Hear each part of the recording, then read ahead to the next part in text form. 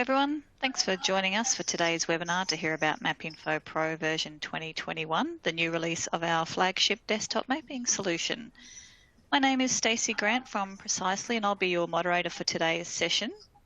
We're very fortunate to have two of our most experienced and knowledgeable MapInfo Pro people in the business on the webinar today as our presenters. We have Pat Collins, who is a Senior Product Manager for MapInfo Pro based in Colorado in the United States. And we also have Steve White, our Director of Sales Engineering for Asia Pacific, based in Brisbane, Australia. So before we get started, I just want to run through a few quick housekeeping topics.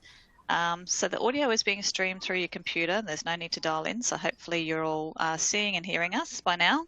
The audio lines are muted, so if you do want to ask some questions, please use the Q&A panel to type in your questions at any time during the webinar, and we'll answer them at the end.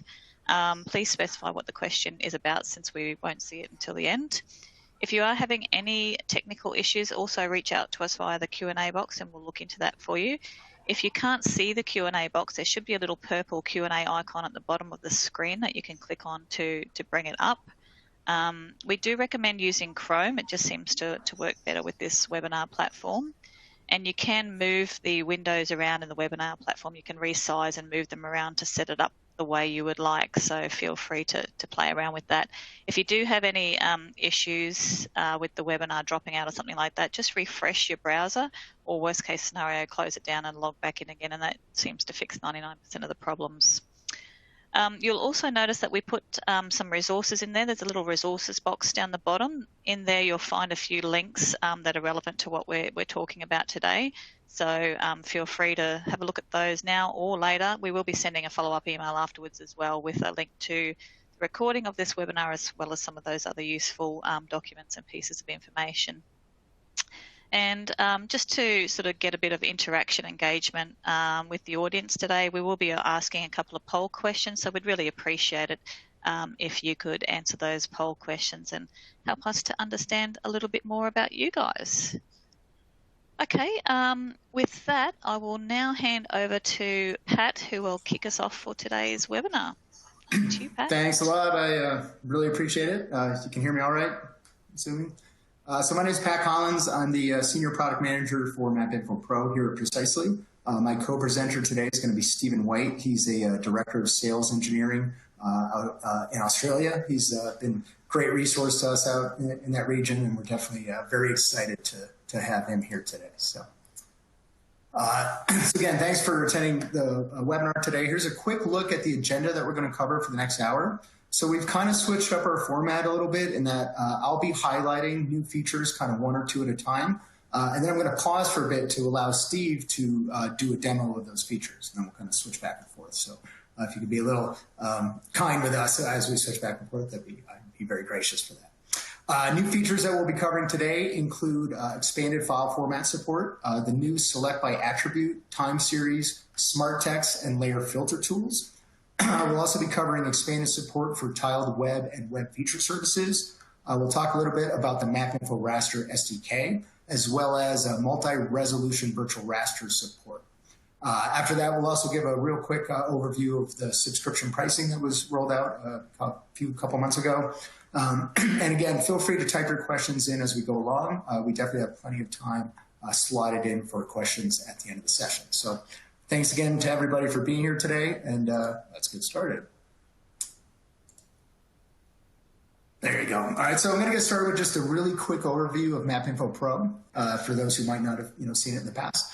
So MapInfo Pro can really be described as a complete desktop mapping solution for the GIS or Geographic Information System analyst to manage, analyze, visualize, and publish location-based data. Similar to Esri's ArcGIS or QGIS, MapInfo Pro is one of the most recognized and widely used GIS software packages in the world today. It was first released back in 1986 by what was then the MapInfo Corporation, and it is currently shipped today in 17 different languages and has over 100,000 users around the world today. So what does MapInfo do, right? So GIS, or Geographic Information Systems, can be described as the display and analysis of data based on its location on the Earth. Location-based data can consist of vectors, which is going to be things like points, which might represent real-world objects such as cities, maybe houses, or individual stores, as well as polygons, right? So these might represent real-world objects such as, city limits, maybe a housing parcel or a business's sales region. These points, right, or these locations can have additional information added to them that's going to help people make decisions about that area. Location data can also come as raster data. So that raster data contains a grid of individual pixels with individual values. Perhaps the most recognizable type of raster data that you might know is satellite imagery. And in this case, pixels are really representing the light that's reflected from the ground back to the sensor that's taking the picture. Raster data can also be a classified grid, and in a classified grid, this is where pixel values are representing certain characteristics of the data on the ground.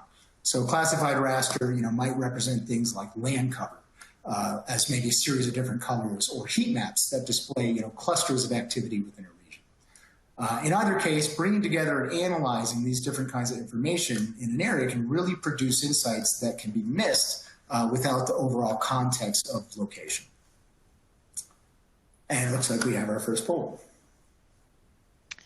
Yes, so it didn't take us long to get into that. So this one is a really simple one. It's just asking how long you have been using MapInfo Pro for. So that's really just to give us an understanding of where our audience is at in terms of their usage of MapInfo Pro.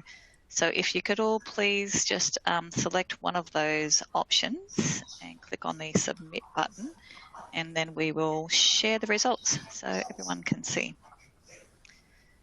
So I'm guessing, Pat, that we'll probably get a bit of a mixture of results here. So we'll have some really long-time users and some new ones as well. So it'll be interesting to see. The first release was 1986. There's a cap, right? 46 years. To get a gauge of the age of our audience from this question too. Okay, last chance, guys. If you can please select one of those options and submit your answer, and then we will share the results with you. Okay, so there we go. We've got a lot of long-term users, as I suspected, a lot of very experienced MapInfo Pro users on the webinar today. 41% have been using it for more than 12 years. Wow, that's really impressive. They might teach us a thing or two, Pat. Awesome. All right. Thank you very much, everyone, for participating. All right. Back to you, Pat. All right. Let's dive into version 2021. So MapInfo Pro, right, is designed to take next generation location analytics and make it easy for our customers to use. That's kind of the base concept. The major themes that we've come up with for MapInfo Pro version 2021 are enhanced visualization, increased access to different types of data, as well as the ability to streamline work processes with some of these new tools that we've built into the latest release. Below you can see some of the ways that we've worked towards this vision by allowing our users to access more data than ever before, to better leverage cloud-based services from Pro, and to visualize changes over time as well as others. So let's dive a little bit deeper into some of these topics and explore just how the latest version of MapInfo Pro is going to deliver in each of these categories. After a poll, or second poll, sorry. Yeah, sorry, they're a bit rapid fire, but then we'll kind of leave you guys alone for a while as we get right into the meat of the presentation. So again, this is just to give us a feel for where the audience is at in terms of what version of MapInfo Pro you're currently running. So version 2019 was the previous version, then we had version 17, version 16, maybe older than that if you're using an old version, or maybe you're not currently using it. Maybe you're using competitive software, or maybe you're looking to use MapInfo Pro or some sort of GIS software. So if you could please let us know which one applies to you, and again click the submit button so we can again understand where our audience is at. Okay, pretty simple poll questions today. All right, a couple more seconds, guys. If you can please select one of those, then we'll close it off. And again, we'll share the results. And I'm seeing a couple of sort of questions and comments coming through the Q&A. So that's awesome. Thank you very much, guys. Keep that coming. We love the audience engagement. Mm-hmm. Okay, so we'll now share those results. Okay, so this is also very good. Most of the people are using the previous or current release, so that's excellent. So we've got some really experienced, very current users on the webinar today. Good to know. Okay, thanks again. Thank you. All right, so the first thing we're going to look at is expanded file support. So with this latest release, we've expanded our support for different file mats that we consume. And what that really means is that the latest version of MapInfo Pro supports more data types than we ever had before. More data types means less time trying to configure data to be analyzed, which is really going to give you the ability to leverage information from a larger number of different types of data. Some examples that we have listed of the newly supported formats include GeoJSON, vector tiles, scalable vector graphics, and others. And it's also important to note that this includes both read and write capabilities being available for most of the formats here. So let me pass it now to Steve for a quick demo.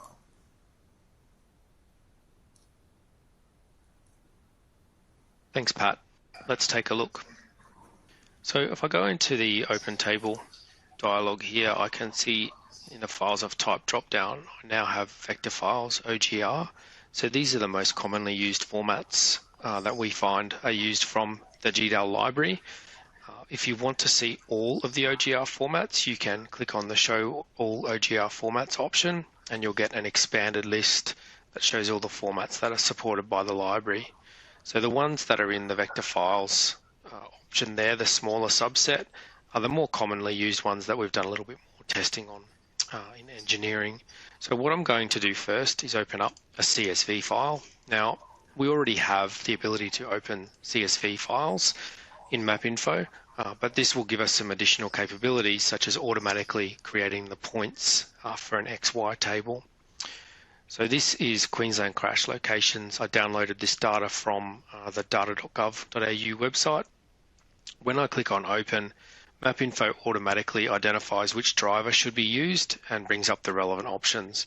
Now in this case, I know that there's a longitude and latitude field within this CSV file. So the driver will actually look for those fields, and if it can find them, will automatically create points for me as it opens the table. So we now can go into a set of options here that allow me to set a style. So I'm going to choose a small red dot just to keep it simple.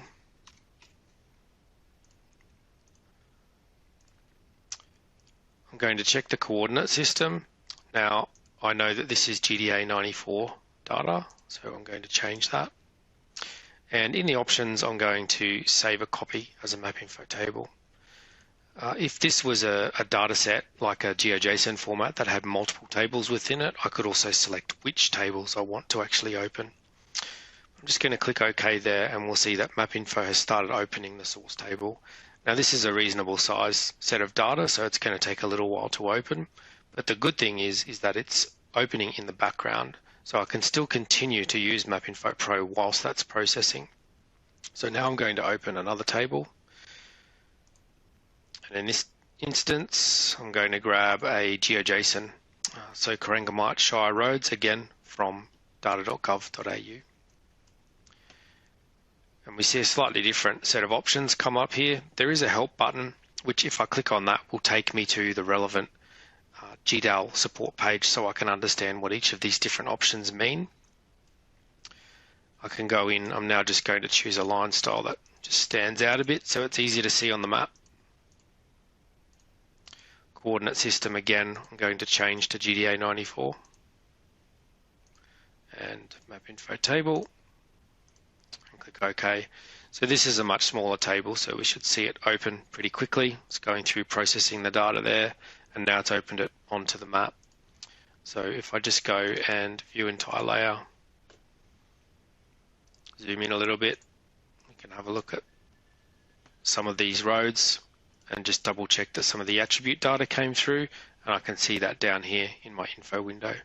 So that's an example of opening up a couple of different formats using those GDAL libraries. Back to you, Pat.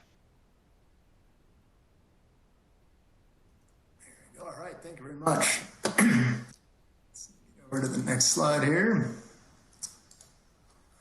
All right, thanks again. I really appreciate it.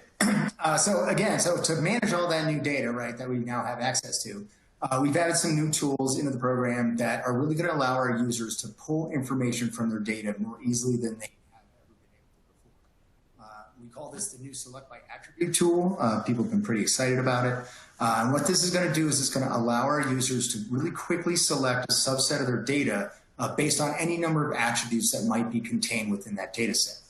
It's a really easy to use tool. It virtually eliminates the need for SQL or SQL and provides multiple options to help you accurately extract the information that you're really looking to pull out of your data. That data can then be exported to a new file, which is going to reduce the number of unwanted records that are being worked with within the program. We've had some really, really great feedback on this new tool, as I mentioned before. So without further ado, let me hand it back to Steve for another quick demo.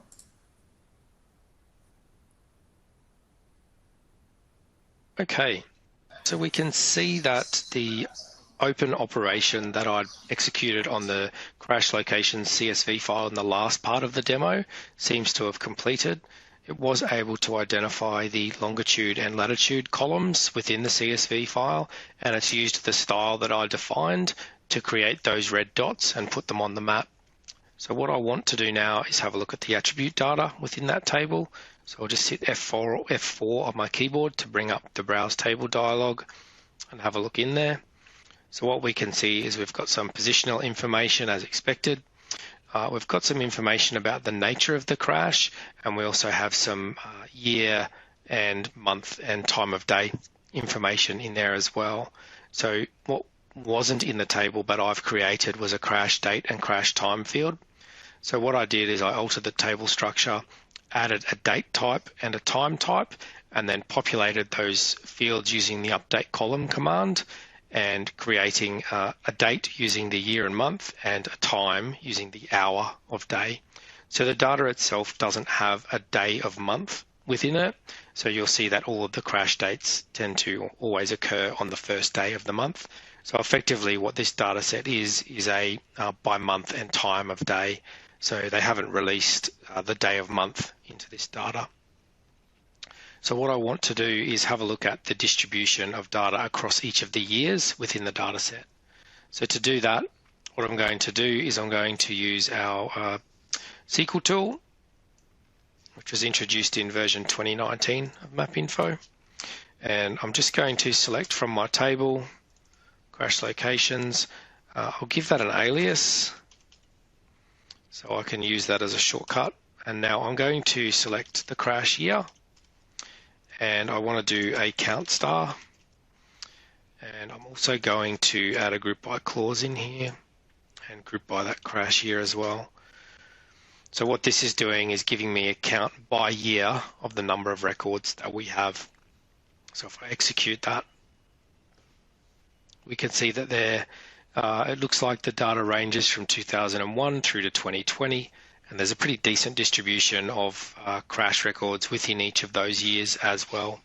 So the one I'm interested in is 2019. So that's the one I'm going to use for some further analysis. So what I'm going to do now is use the new close unnamed queries capability to close any unnamed queries. So when I've written a query statement that just queries into the selection and it's given this, query 4, query 5 type name, I might want to close any of those temporary unnamed queries, so I can now use this command to do that. So now what I'm going to do is I want to select all of the records that had a crash year of 2019. So rather than using the SQL window for that, I'm going to use the new select by attribute functionality, which brings up a dialog for me that allows me to select my table and populates the window with the columns that are within the table that I can use for querying. So the other things it can do here is if we look in, the crash year, I can just enter 2019, or what I can also do is click on this drop down and what it will do is try to give me an idea of the types of values that are in that field so I can use those for a selection. So if I do that now, you'll see that it chugs away for a few seconds and then comes back with some results, and we've got 2019 there and I can choose it. Now there is a refresh button that now appears, and if I just hover over that, you'll see that 20 unique values were found, 35,000 records were searched, and the search stopped after 4 seconds. So what's happening here is in the background, MapInfo is doing a quick scan of the table to try and identify what are the unique values in that attribute so it can populate them into a drop-down for me. So that's useful for, entering the year in an equals value, or even if I wanted to do, say, a one of, I can actually go and choose multiple years that I want to include in there as well, which is quite handy. But we'll go back, and I'm interested in equals 2019. I'm going to run that, and I can leave this select by attribute dialog open and still be able to interact with MapInfo. So that's quite useful if I want to be changing some of these attributes that I'm searching by and seeing different results. I don't have to actually close and reopen and redefine the values that I want to use in select by attribute. But I'm happy with this. It's got my 12 or 13,000 records in it into Query 5. I'm now going to save a copy of that as a native table so I can do some work with it later on. So 2019 crash locations, and I'm going to open it straight back up so I can have a look at it as well. So we'll click on save there, overwrite that one. I can close this window now that I'm finished with it, and we'll see that my crash locations have been opened into this mapper. I can just remove the all crash locations data, and now we've got our 2019 crash locations that I'll do some more with a little bit later on. So back to you, Pat. All right. Let's see. All right. All right. Now I'd like to take a look at this is one of my favorite features of the entire release, and this is the new time series tool. So this latest release, it really allows our customers to visualize data that contains a time component. And what this means really is that the data is not only going to identify where something happened, but it's going to identify when it happened as well. You can see in the upper right here, we have a time series of some lightning strikes over Denmark that we put together to do kind of a demo for. But these time series can really offer new insights into how different events are going to occur over time by allowing you to really see more easily and identify relationships between different data sets that you're looking at. We've seen several use cases for this tool, including things around weather, crime, routing, as well as others. And the time series tool also allows you to create compelling visualizations with a wide array of different playback controls that you see are built right into the interface. The time series can also be exported so that you can share that information and the insights that it contains throughout your organization. And you can export those in, like a GIF or a movie file, or however you'd like to share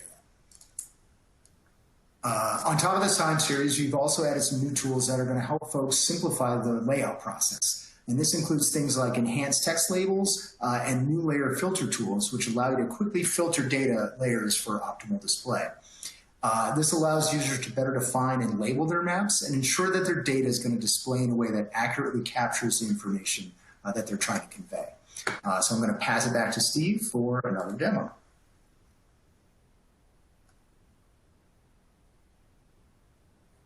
Okay, so now it's time to add the temporal context to the map by creating a time series layer. I already have the precisely iron base map on to show some context to where the crash locations are, so I can just go ahead now and add the time series layer. So if I just go into add to map and choose the new time series option, we bring that up and see the layer time options. So from here I can select the layer that I want to use for time series, and you'll see that the Corangamite Shire Roads layer isn't visible in this drop-down. That's because it doesn't have a date time data type within the attributes in the table. So I need to have that data type to be able to create a time series layer. I can then choose the configuration that I want to use, and there's a few different options here. So we can have the date and time in a single column, separate date and time columns. We can actually have start and end date time columns separately, and a few other options that we see there, including the option to have a duration.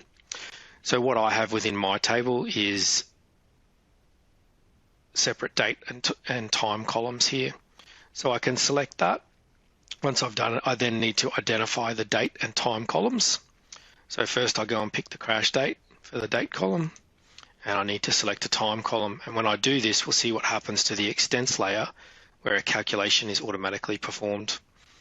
So MapInfo has then taken a look at the table, or the data within the table, and identified that the extents are from the 1st to the 1st, 2019 to the 1st to the 12th, 2019, starting at 12 a.m. on that day and finishing at 11 p.m. on that day. So it's automatically selected that for me, and also automatically tried to pick a time period for the time series that is going to work with the data. So I can change that if I want to, but I think doing it by month is useful and fine, because with the dates that I have, they're all on the 1st of the month anyway. So doing it at any shorter period than that isn't really going to make much difference. So I can click OK,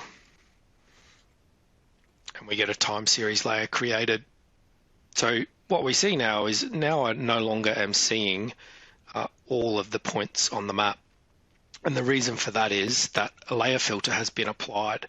So the way that the time series option works, you can see a little filter has appeared here, is it uses layer filtering to determine what information gets displayed on the map. So I can go in and have a look here in my layer options, layer properties, to see that. So we can see here we've got a layer filter, and if I just look at the expression there, what it's doing is using the crash date and crash time and putting a filter against it to say to only display a certain amount of data based on the way that I've got my layer set up. So you can use this filter expression without a time series if you just want to filter data that's visible on the map as well. So what I also now have in my contextual menus here is a time option, and I can see all of the different capabilities that I have within the time series layer. So I can enable and disable the time series. I can just go into the standard map time options, so I can have a look at the start and end, whether I'm doing an inclusive or exclusive operation in the filtering. I can set the time format that I want to use, and I've just got this set to a general date time pattern, but you can change that based on the options there. And we've also got a format type, so I'm using the period start and end, and it shows you a sample of what that's going to look like. I can also set the playback speed, so when we see the animation on the layer, when I show that, I can define what the break time is before it moves to the next section in the time series. So this is set to 1000 milliseconds, which is 1 second. I could make that longer if I wanted it to display for a bit longer. What I've also got here are some new adornments that I can add to the map. So something that I might add here is some smart text for the time period. So what I want to do is add that. I just choose my font. I'll leave that using the blue text that's selected there. I can add that on. I can actually go to the properties of that adornment just by right-clicking on it and choosing properties, and I can move the position that that's showing. So I might want to move that to, say, the top left. And then what we'll see again when we do the animation is this will change to show me what the current time period is that's being shown. So I might just add one more there, which is a period number. I'll make that blue as well. Now that's added to the bottom left, and it's showing 1 of 12. So what I might do there is go into the properties and just edit this. And just add a bit of text into the map basic statement there, so it actually shows the month and then the steps that we're into there in the period. So each of those, for this example, representing the month of the year, January through December. I can actually change those spans. So the span is currently set to 1 month, and the step is set to 1 month as well. So the span is the amount of information we show at any one time, and the step is how far we step. So I could have a 6-month span with a 1 month step. I can remove any empty periods, so I can process the layer so that if there's any steps that don't show any data, then I don't want to see them on the map. I can also use a snap function, so it's not relevant for this example because all of my times are actually snapped to the hour. But if I had data that was time periods that are much more variable, I can actually choose to snap that to a different option like hour, and it will actually then just make sure that when I see the spans and the steps, it's always snapped to the nearest hour. I don't need that one for this example. And then I can control the way that I step through this information. So I can just hit play to actually show the time series execute, or I can also move time periods as well. So we see the example there where we're moving through it. Now what I might do here is also add a theme.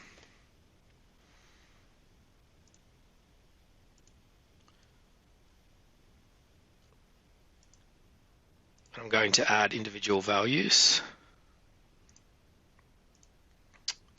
for the crash severity, just so I can get a bit of a feel for what's on the map.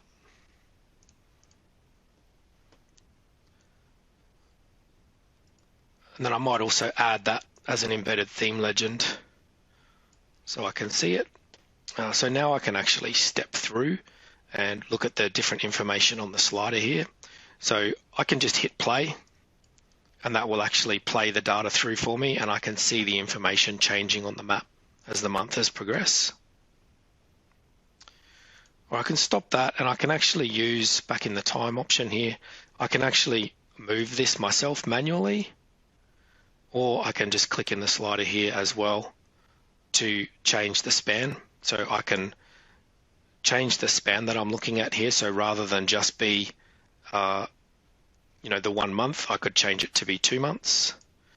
And I can also drag it around as well if I want to change where I'm looking. So I have that full flexibility. What I can also do from here is I can actually run an export.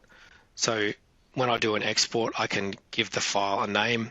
I can set the format, the image format that I want to export to, and some options around what content I want to include.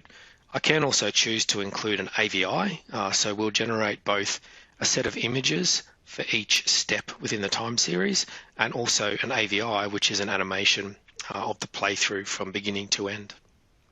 And that's time series. I'll hand it back to you now, Pat. All right.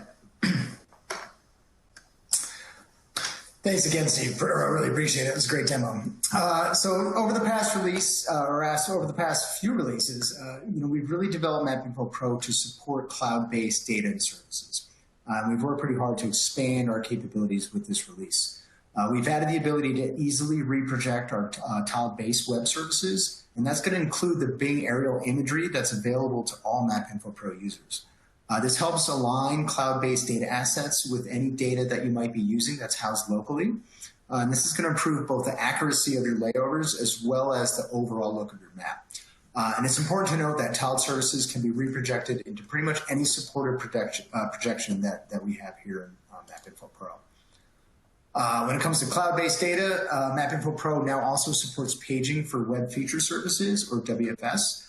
This allows users to better manage large requests from Web Feature Services by effectively breaking that return data into manageable sized chunks of information. The WFS interface also includes the ability to select how you would like to refresh the data.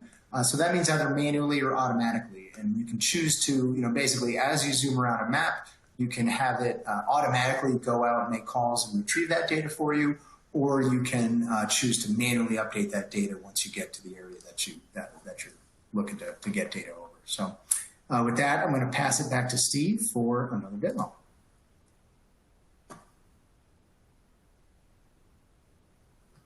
All right, but let's have a look at those features that Pat just mentioned. So in order to show that, I'm just going to open up a workspace. Now what I've got in this workspace is 2 WFS layers, the local roads and Queensland Cadastre, and also a big Bing aerial, which is a tiled or TMS layer. So the WFS layers are actually hitting a local spectrum spatial instance that I'm running here, and they contain the full state of Queensland, property boundary and road centre lines that I'm seeing on the map here, as well as the Bing aerial. So we'll have a look and see what happens as we zoom and pan the map. Just zoom out a bit there and then pan. What we see is a couple of dialogues quickly pop up, which are making calls back to the WFS layer and retrieving a new set of features to display on the map as I zoom and pan. So let's have a look how that's set up. So if we look in here at the Queensland Cadastre, we'll see what we've got is the maximum features set to 3,000. I have a row filter set up, so it's actually using a bounding box from the map window, so that every time it retrieves, it passes in the bounds of the map window to get features that fall within those bounds. And a couple of new options we see here are feature paging. So we'll see here we've got that set to retrieve 100 records at a time. And what that does is it allows us to shorten the length of time that calls are being made to WFS endpoints, which reduces any issues we might have with server timeouts that can sometimes happen when you're trying to retrieve large data sets from those endpoints. So what this effectively does is, rather than one big call for 3,000 features at once, it will actually chunk that down into 30 calls of 100 records at a time using paging, as long as the WFS server supports that. What we also have here is the auto update checkbox now. So what that does is it tells MapInfo to automatically re-request the features every time the map view changes. So that's where we see those dialogues popping up as I zoom and pan. If we wanted to see the changes in terms of reprojection for base maps, which is also a new capability, we'll see that the Bing Aerial is using popular visualization as its projection, and that's the commonly used projection for base map layers. So Bing Maps, Google, OpenStreetMap all use that projection. So normally what happens is the vector data that I'm opening gets reprojected to match the projection of the underlying base map, because we weren't previously able to reproject that base map image. So the new feature allows us to now do that. So what I can do is, rather than using popular visualization, I know that the vector data that I'm using is in GDA 94. So I can go and change my projection to GDA 94 and it will reproject, and you would have seen a slight change in the image there and alignment of the vectors to the image to show that now we're using GDA 94 as our base map projection, or the projection for the map. Back to you, Pat. All right, thanks again. There we go. All right, so another area where we're looking to bring our next generation analytics to our users is with our raster technology. So raster data, as we mentioned before, can very easily be recognized as satellite imagery. You might recognize it as elevation data, again, or any other data set that consists of pixels as opposed to points, lines, and polygons. We've continued development on the MapInfo Raster SDK. The MapInfo Raster SDK is our enterprise-ready raster engine that leverages our patented raster format, multi-resolution raster, to solve large problems in industries such as telecommunications. A multi-resolution raster, or MRR, is valued for its ability to compress and access extremely large raster data sets without losing any of the information contained in the data file. We're really excited to be able to support those businesses that are looking to leverage MRR in an enterprise environment. We'll be more than happy to talk to you guys about our capabilities in that space. Another area that we've looked at within raster and with the latest release is enabling support for multi-resolution virtual rasters, or MVRs. MVRs are small files that contain the instructions to create a derivative raster product on the fly. What this does is it saves storage space as well as computing time by eliminating the need to create and store those derivative products beforehand. MVRs can contain any number of instructions to create products from a single raster, and they work in conjunction with MRRs to really optimize large-scale raster analytics. Now I'm going to pass it back to Steve for another demo. All right. So in this final demo, I want to show you some functionality of the MapInfo virtual raster capability. So what I have here is a digital surface model of the city of Melbourne. I've found this on the data.gov.au site. So this data consists of 63 separate GeoTIFF files, which total about 27.5 gigabytes of file on the disk.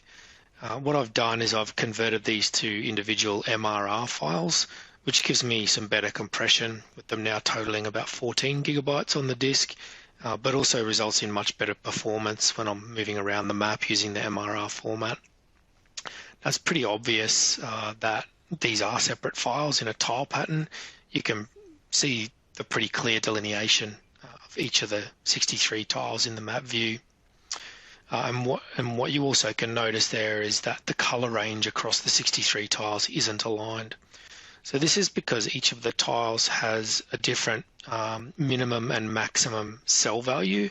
So when the color range is applied to the cells, we see a difference across each of the separate tiles. So we don't have that consistency of coloring through the cell value ranges.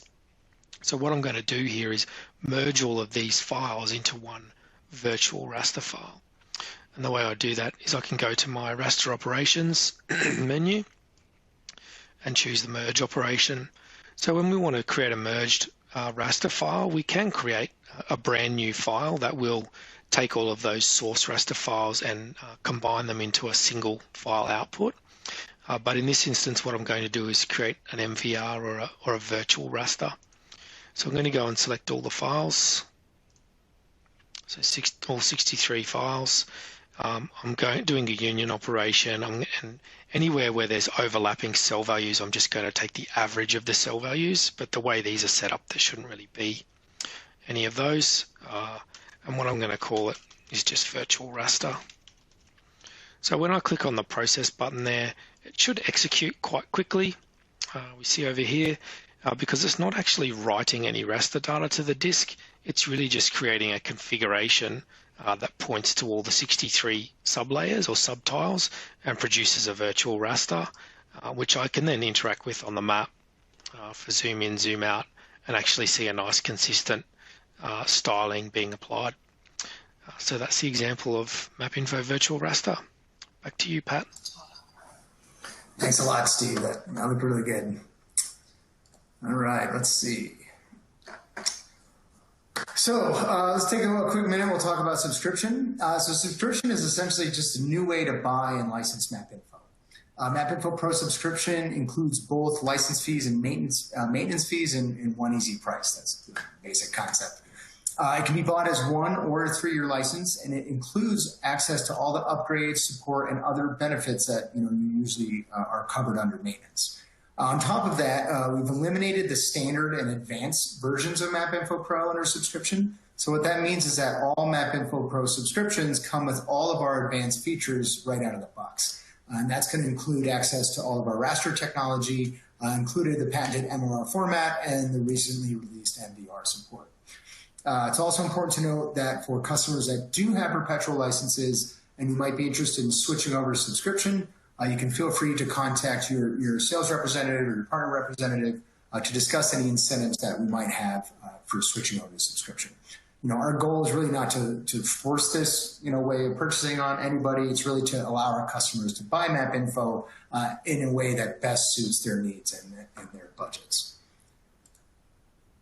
And with that, we'll hand it over for some questions. But before we start, I would just like to say, we are really, really excited about this release of MapInfo.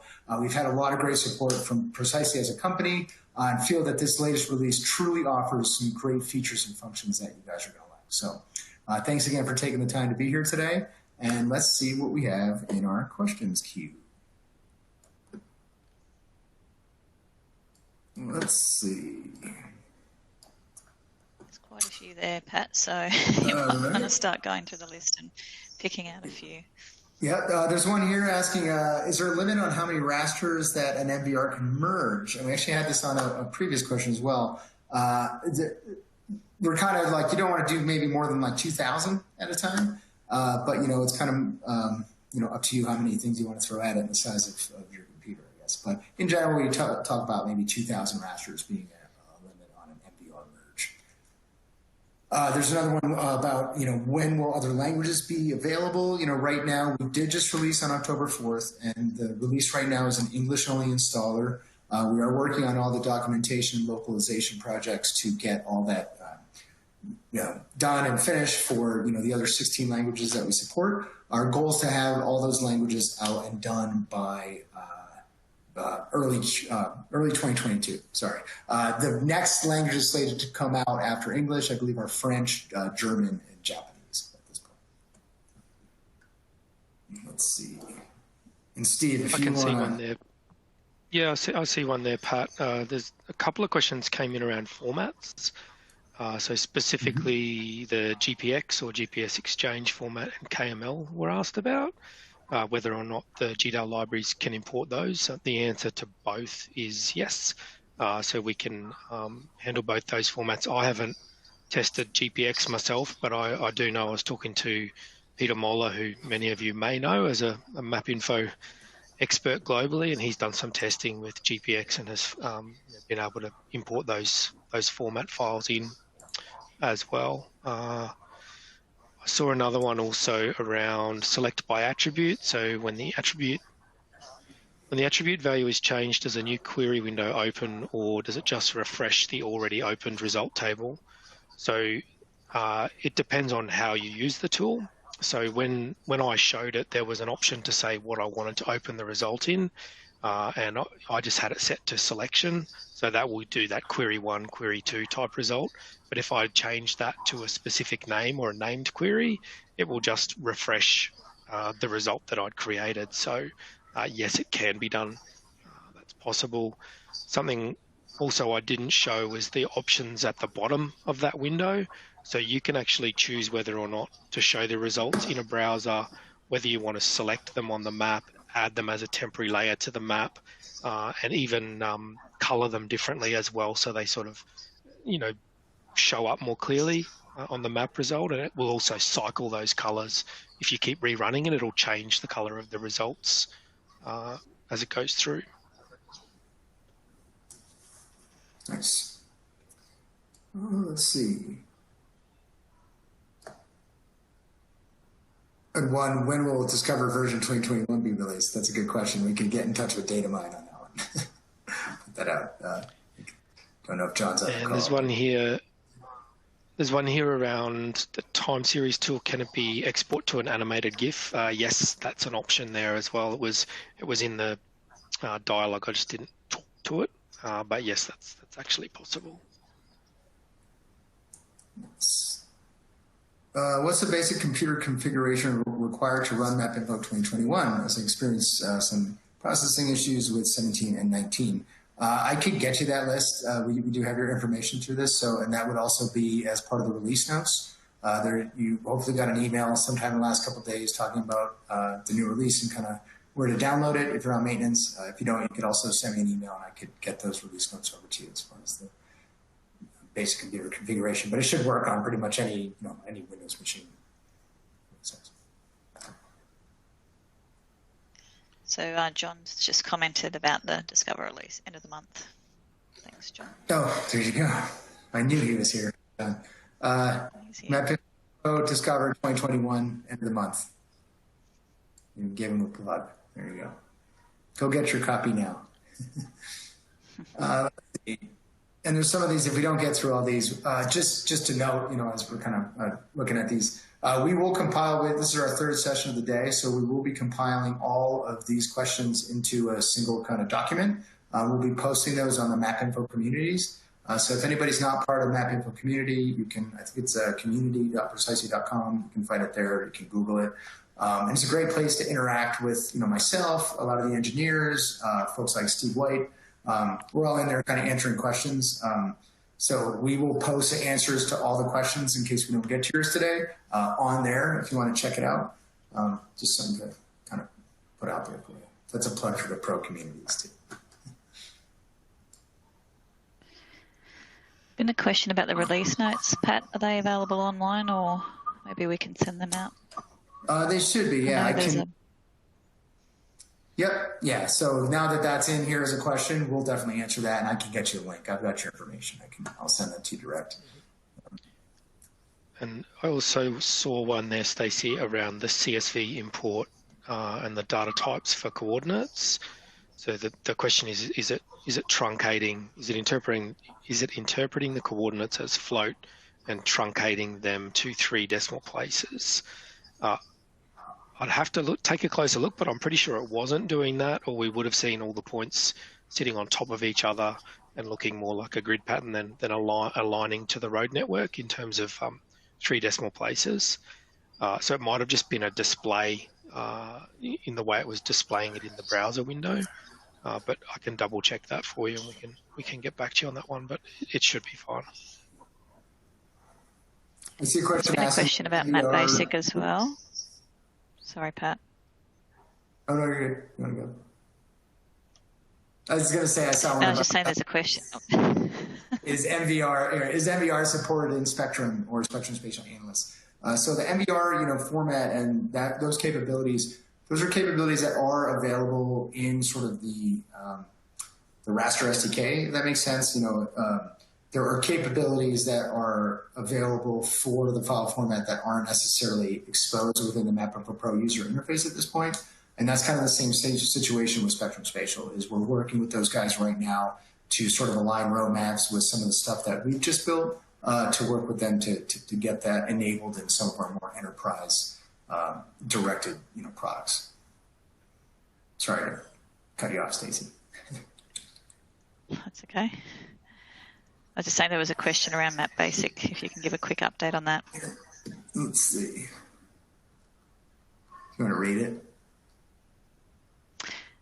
Just can you give an update on MapBasic version 2021? Basically, so MapBasic, is it kept in sync? Yeah, they're on the last presentation we had. Peter did some talks about some of the changes that are some improvements that are becoming to MapBasic pretty soon. As far as the release of it, it's coming out quite shortly after the release of the Basic Pro. I would keep an eye on the communities for the answers that get posted from the full list of presentations we had today, just because Peter Muller was able to describe that much better than I would be able to even take a shot at it right now. There should be a link to the communities and the resources section as well, if people don't know how to get to that. Gotcha. I did see another question there, Stacey, around Data.New South Wales and the way they publish their live data. So in terms of formats, we support the OGC standard formats. So as long as the data is published in WMS or WFS or as a TMS layer, we should be able to, you should be able to bring that into MapInfo Pro. Cool.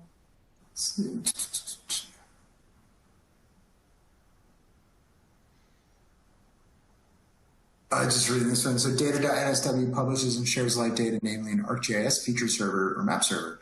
Any plans for MapInfo to connect to these feature services? Would save time rather than... That's the one I just answered. Oh, was it? Okay, sorry. I was reading it, trying to grab my head on it.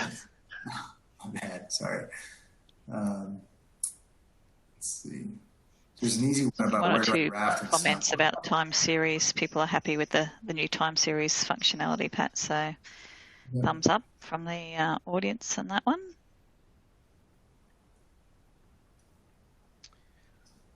Let's see. There's a new one. Steve, stop me if you've answered it. We rely heavily on MapInfo using safe software as FME software. Would the 2021 version work with FME down the track available already? Yeah, it should work with it for sure. If you feel like it's not, definitely reach out to us because it's part of it. Let's see, what's the next one? I don't know if that's a follow-up question.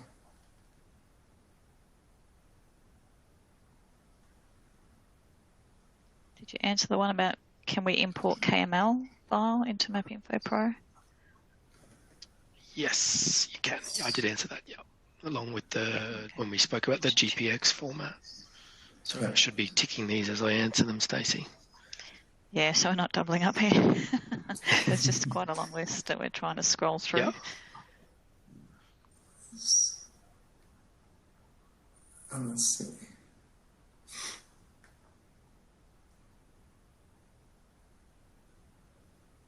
Yeah, some of these might be a little technical to better to kind of take offline than to kind of dig in. Yeah, for sure. Can 2021 install side by side with Discover 3D 2019 package? Yeah, it should be able to for sure. I mean, we can install 2019 next to 2021 for Pro, so I don't see any issues there.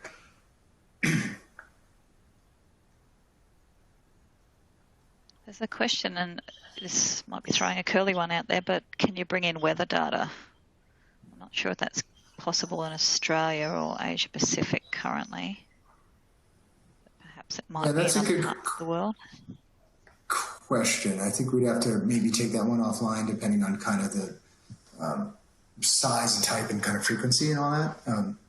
But with time series, like one thing that we're starting to kind of look at, right, is sort of weather patterns. You know, how do weather patterns affect, you know, retail sales or traffic and stuff like that. But would be more than happy to pull that offline and have a conversation to kind of talk about requirements. Yeah, probably depends on the format, right? That's in where it's coming tested from. for Windows 11. That's a good question. I don't think we have tested Windows 11 yet, but I could reach back to engineering and find out.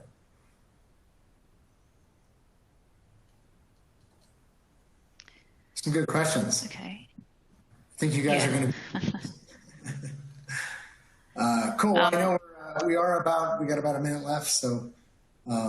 Yeah, I just wanted to mention a couple of things before we finish up. So I know I saw somebody said that they're already using version 2021, so it is available for download now. It has been released. Your organisation should have received an email with the link to download. If not, contact your partner or your sales rep to get that link. It might have gone to somebody else within your organisation.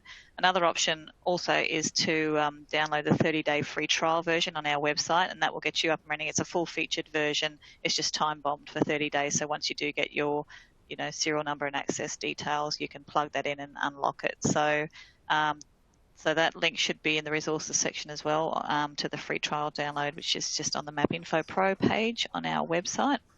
So make sure you check that out along with the other links in there. So once we close off the webinar today, there is a little survey that will pop up. So we'd really appreciate if you could give us some feedback on what you thought of today's session and also what sort of topics you'd like to see us cover in future events. So please do take just a minute or so to let us know what you thought, good or bad. We'd love to hear your input. And if you do want any more information on any of the topics that we've covered today, then just let us know. There's a little question on that as well. So I think we might wrap it up there. We're bang on the hour. Thank you so much, Pat and Steve. You did an excellent job of covering off the new release. And thank you to the audience for taking the time out of your day to attend our webinar. We hope you found it interesting. I certainly learnt a few things today. And thanks again for your participation in the poll questions. It's always useful to know where our audience is at. So as I mentioned earlier, we have been recording this session and a couple of people have asked this. Yes, we will send out an email afterwards with a link to the recording as well as some other useful links about where you can get information on version 2021. So thanks again, everyone. Thanks, Pat and Steve. Thank you. Appreciate it. Thank you. And have a great day, everyone. See you next time.